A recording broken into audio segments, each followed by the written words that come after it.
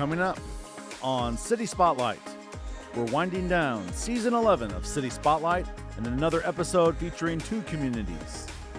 First, we're back in Tuscola to talk to Tuscola Mayor Daniel Kleiss and Brian Moody of the Tuscola Chamber and Economic Development. We'll talk to Daniel and Brian about the latest beautification efforts in downtown Tuscola. And we'll have the latest on economic development in Tuscola. Then our second community in the episode featuring Arthur and the latest edition of the Arthur Fireworks, featuring a behind-the-scenes look of how the Arthur Fireworks are put together. It's another Season 11 episode of City Spotlight featuring two communities, Tuscola and Arthur, next on City Spotlight.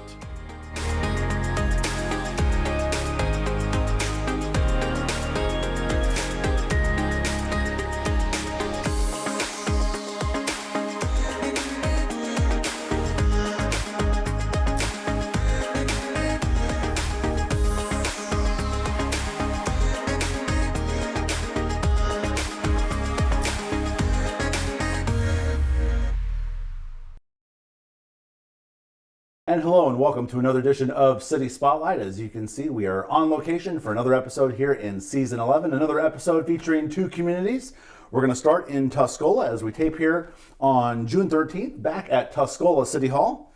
And to help us out, to my right, two familiar guests of the program, the Mayor of Tuscola, Daniel Kleiss. Daniel, great to see you. Good morning. Good to see you too as well. Pleasure to have you back on. And Brian Moody with Tuscola Chamber and Economic Development and Fire Chief as well. Brian, great to have you on again. Appreciate the opportunity. Thanks for me. Good to have you back. Glad to be back in Tuscola. A year later, we taped with Brian at the new fire station about a year ago. Last time we had Daniel on, both of you guys were on 2 years ago here, so familiar place for us to tape. Comfortable, love the background as always. And let's start with the new fire station that we taped out a year ago that Brian showed me around. Beautiful new facility. Daniel, what an addition to the community. How does it look? How does it feel to have a new fire station in Tuscola even a year later? Yeah, it looks great. And just when I drove by this morning, I was noticing the landscaping. I kind of liked it. We have a couple more pieces of landscaping that we'd like to do. One in memory of a longtime council member, Boyd Henderson. So we'd like to do something there for him. He was real big on our public safety and fire department and police department, stuff like that. So that'll be another piece we'll get completed here soon. But it really looks great. And probably one of the things I'm really excited about is, I'll call it the squad room, if you will. Not only do we get to use it for the fire department, but we've recently used it for police training as well because of the audio visuals type stuff in there and what we're mandatory police training that we're able to do, not only with the city of Tuscola, but with the Douglas County and surrounding towns in our county. So really excited about that. And I think the fire station looks great, and hopefully it'll be a great piece of history of Tuscola for the next 40 years, just like the last. Absolutely, the next wave. And Brian, as we talked last year, you're also fire chief here in Tuscola, and again, the ability to have a new facility for what you guys need to do. Mayor's absolutely right. It's really been incredible that the training space, that squad room has. We thought that would be a valuable thing, but it's just already really demonstrated itself. We just graduated a class of 10 firefighters, 7 from Tuscola, 3 from a neighboring department. Okay. Because we have that bigger space, we have the facilities, we can bring other departments in to train. Hadn't even told the mayor yet, but I've already got another law enforcement training scheduled. We've got one coming up this month, and it's just the access is good. There's good space in the bays. We have a good meeting space, all the audio visual and all that, and just has made it easier for us to bring in instructors from the outside, and really worked out well. So just really pleased. I'm having flashbacks to the tour we had last June, late June of last year, and that space that you have is tremendous. You're using it well, obviously. Very good. Let's stay in downtown Tuscola, Main Street area, and so notice some beautification things that have happened recently. Here, a new mural just a couple weeks ago, end of May. It's called Tuscola Starry Night. Some talented local artists have beautified Tuscola. Tell us about that. It's really a great mural that you look at, and when you really have to see it to kind of really understand it. Very colorful. It took me a while to even see the word Tuscola in it. Really? Yeah, okay. And then when you step back and when you talk to the artists who did it, and they point out things that I didn't even see by looking at it. So it's really a neat place. It's a nice little park area there that people can go and sit and relax and see it. And we hope to add some more, maybe one a year or something like that, to the downtown area. We think it's a nice beautification projects to keep the downtown looking vibrant and colorful. And in recent years, you obviously had the new mural put up there at the Douglas County Museum. So a nice little trend of murals coming. Yeah. Let's stay in the Main Street downtown Tuscola area, and a famous little eatery, if you want to call it, had some structural improvements that were much needed. Flusser's Candy Kitchen. Yeah, pretty amazing. They go after a federal grant that is it was kind of a long shot. 40 awardees out of a national application process. They get this $40,000 grant from the National Historic Preservation Trust and start to work on their windows, which was the point of the grant, to replace some windows and find, hey, we've got some pretty significant issues and we've got to deal with. Not a lot of programming out for that old brick and mortar retail, and we just didn't really have a good way to do that. And came up with a lot of suggestions, but Flusser's just stepped right out, said, hey, here's what our issue is, brought it out to the community and told the story, and the community responded unbelievably. Raised north of $100,000 to assist in the cost of that renovation. It was an amazing thing to see. The literal tear down of the front and side walls of the building and a complete rebuild, and then to your other topic, repainted the mural on it, which just looks amazing.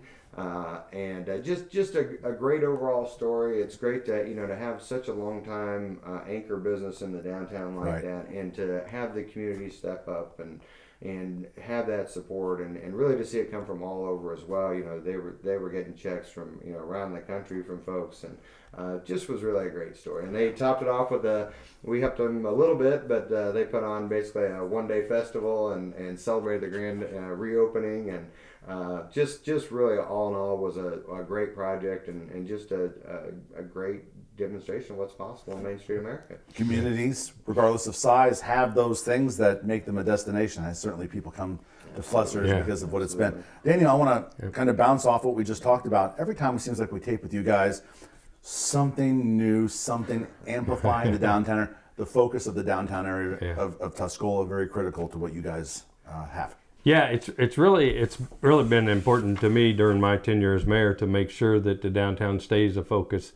A lot of things over the course of many years changes. Retail, of course, has gone, towards the highways, interstates, that kind of stuff. But so now you see the more smaller stops come in, the boutiques.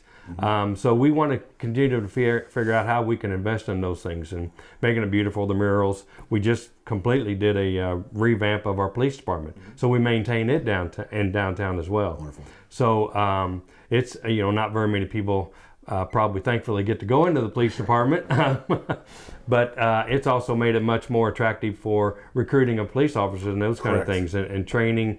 They're able to do some training, individualized training at computer stations. Just like there. The new fire station, as Brian said last year, it's an attractive thing. Exactly, and so we wanted to make it attractive not only to our downtown area, but also to prospective recruits that we can get into to join our police department. Because as you know, small communities, bigger communities can produce bigger salaries and those kind of things. So we want to make sure that the people want to come and work here. So that's good. And then the downtown, not only the police department, but some other businesses that we've continued to promote in our downtown area, and it's really been kind of nice. Let's segue into that. Yeah. You have some newer business things. I know there's a business that I want to highlight that's on South Line there near the gas station. But what are some newer things economic development-wise in this Main Street downtown area? Yeah. So one of them that we have is a Hometown Ground coffee shop, and it's pretty neat. It's local. Awesome. It's from I call them kids. They're now young adults who grew up here and have come back and wanted to invest in their community. They're both worked previously in the medical field. I think they still do somewhat. They do a little bit of both. We now have a doggy daycare in downtown in one of the buildings there. That's very recently just opened up. I think their open house is coming in July. Okay. And so that's really good. Bookie's Tavern. I love the name Bookie's Tavern, and it's also coffee. It's got coffee and adult beverages associated with it. Correct. And it's kind of in the music scene as well. So both both our Cast Iron Pub and them are having music. I'd say Thursday through Sunday's time frame. They kind of share in the limelight of bringing music in and those kind of things, and so that's really helped in our downtown area there. So really excited about that as well. It's amazing, Brian, when people, as Daniel just mentioned, people that are from Tuscola investing in the community. We talk about this all the time on our programs that we do here on WEIU.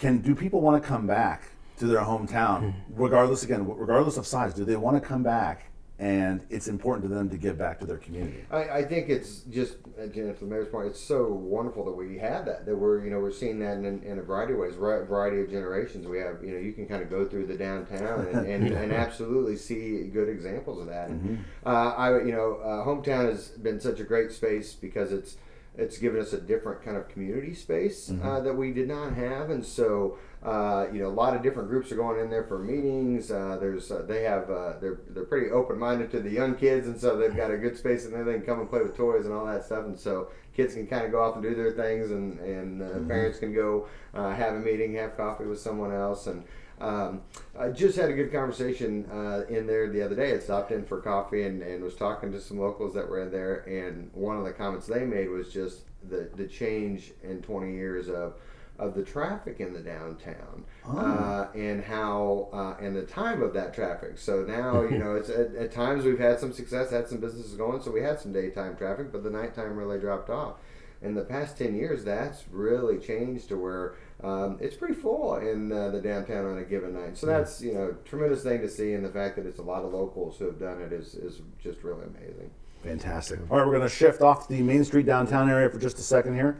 And you have a coffee chain that's making its rounds around Central Illinois. I've seen it in some other communities. You've added a Scooter's Coffee.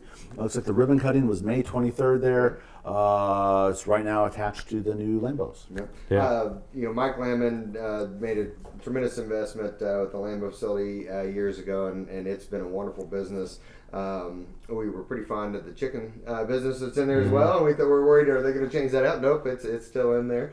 But yeah, for a long time, really thought we have great gas prices. We're kind of known for that in the area. Thought we were really a good location for a highway coffee business, and that's I think Scooters has filled that niche and has a definite following. In the central part of the United States, I believe they're in that Nebraska business and they came out of Nebraska. So yeah, very pleased to see that. Pleased to just see that continued investment on the highway.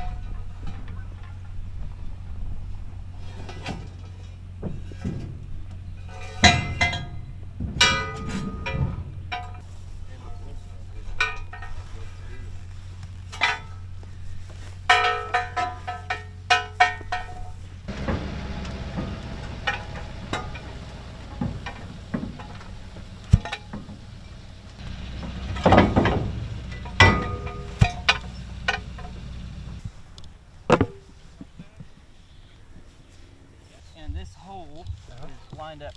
Yeah, that's the left, north and south. It should be. Okay. Now just slide it straight over? Yeah. And just the center of the footprint that's there. I think that's about right. All of the. Okay, I got you.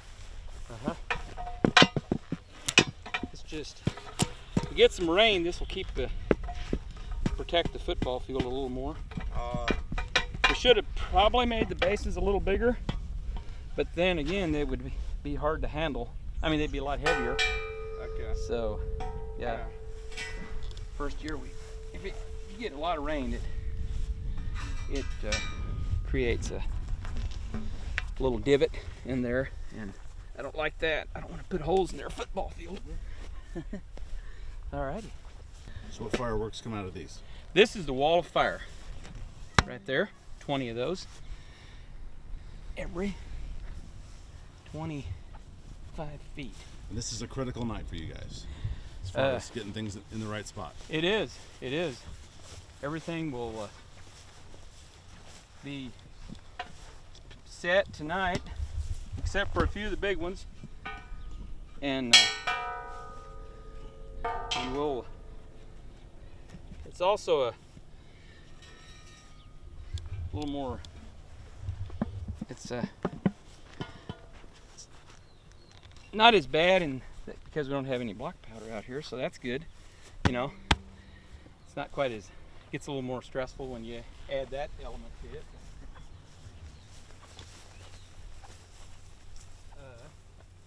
They're putting the boards on them now. Yeah. This is the Gatling line. It starts out those on the 400 foot out, and you have some 5-gallon fireballs, really big ones that go off, and then you wait about 2 or 3 seconds, and then these smaller ones, the black ones, they come in. They start on the outside and they come in every half second. So they'll travel from that first one all the way to here in about 3 seconds into the center, probably. And then, yeah, probably about 2.5, 3 seconds. And then this will have a circle around it of, actually that's the wrong one there. That'll be a big blue one. But then it'll have black ones around it.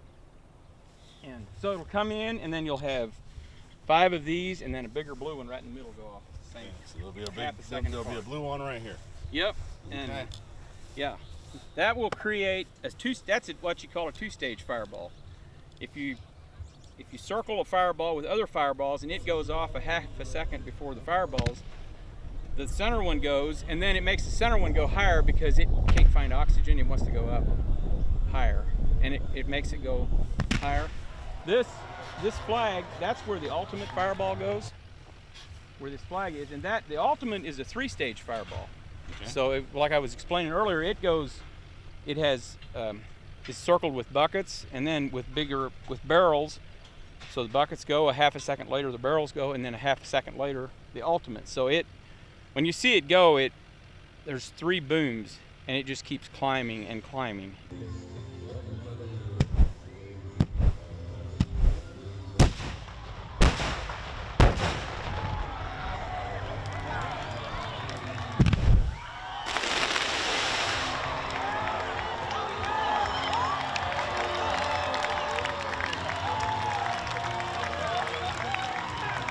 The first time we did that in, I think it was 2017, I lost count of where we were at, and there was an extra boom.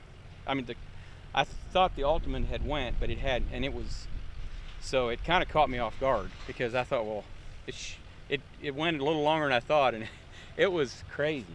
But it makes first we did 2-stage, and then we upped it to a 3, and that really, it makes the whole fireball.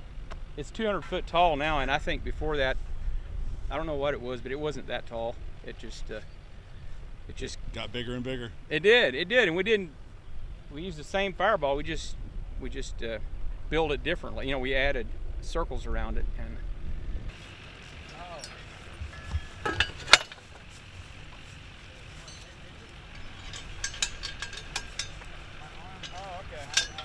right back a little bit.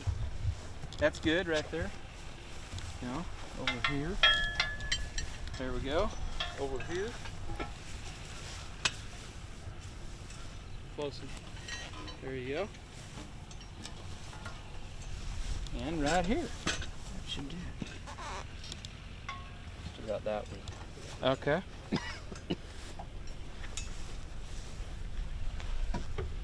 That looks right. You know how many times I've handled these things? I hate to Yep. guess. That's right, because we're this way. You build them? Out the middle. Yeah. So this, yeah. Dave, Wildman Dave. Is there a hole? Yeah, here it is. And he actually still working for American Valor.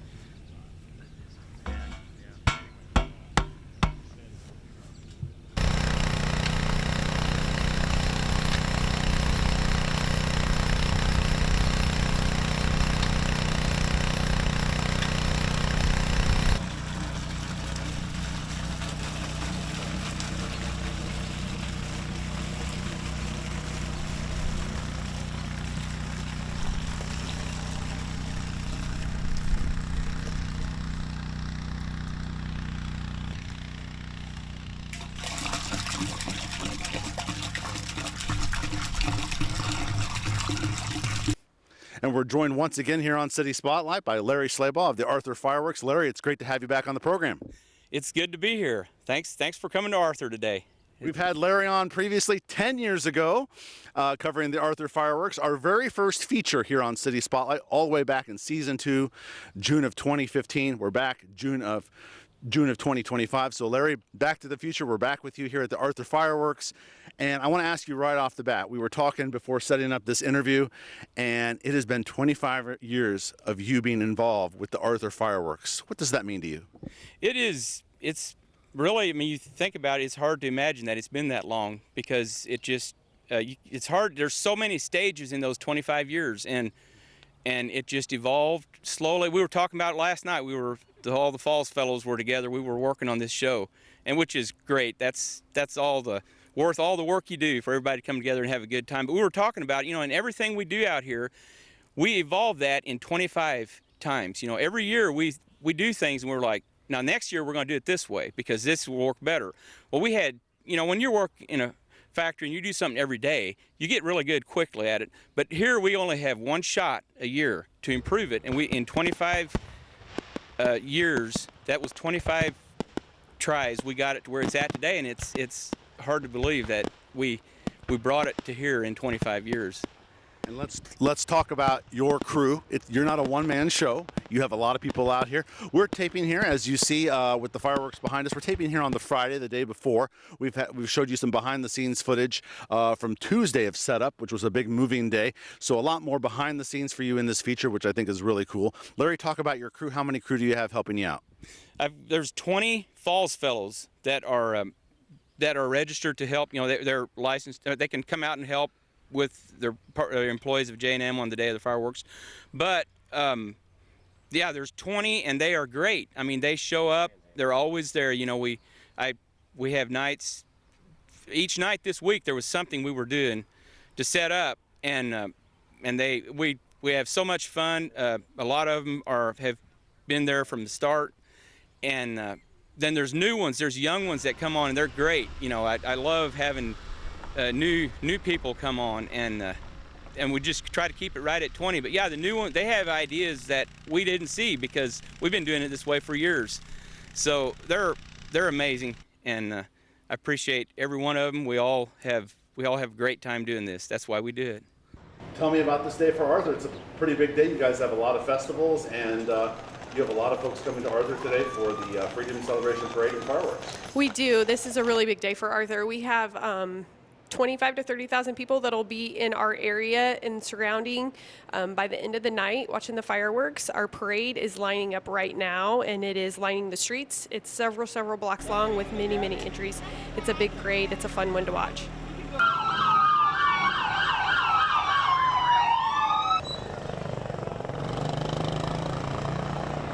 What kind of recognition do you think the fireworks bring to Arthur?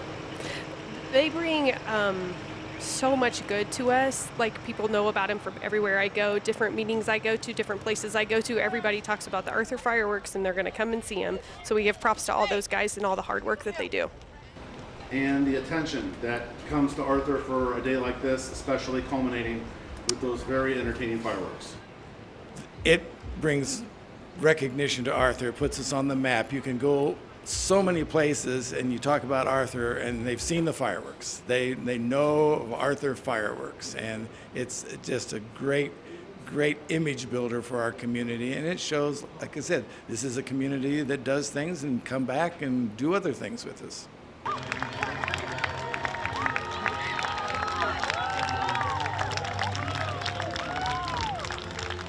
This is all that goes in it right here. This is the dust.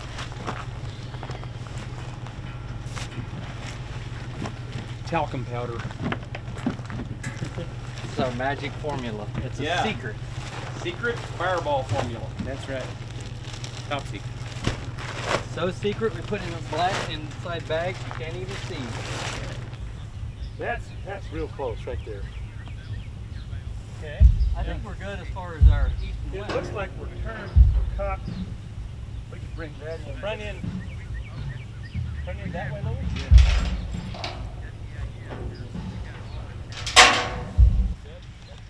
Location very important? Oh, just it's more visual before the show than it is during. I mean, you can't really tell that much during, but yeah, I think that'll work. 25 years of doing the Arthur fireworks, and we taped 10 years ago in this spot here. What is something that you've added in the last 10 years that you think has added a real significant oomph to the show? It's something that you're most proud of that you've added in the last 10 years. Probably, we've added the cannons in 2016, which, and then one thing that we've added. The cannons in 2018. I'm sorry, and those are really cool. But probably the most crowd-pleasing thing we've added since in the last 10 years is what we call the Gatling line, and it's just a you shoot 2 fireballs. They're 400 foot apart, and then you wait. About 2 seconds later, we shoot 10 fireballs coming in a half a second apart. So they just travel in, and then when they get to the center, there's a 2-stage fireball that raises it way up, really high, and it's so they come together and they go up, and it's a real crowd pleaser when those it's pretty fast action. They come in every half second and they travel in, and the crowd just they love it. And I actually added, they like to cheer after that, so I gave them more time. I reprogrammed it, changed the script a little bit to give a few more seconds after that effect to give the crowd a chance to enjoy it and cheer. And I felt like going too quick with the next fireball kind of interrupted that, and they just kind of want to take that in.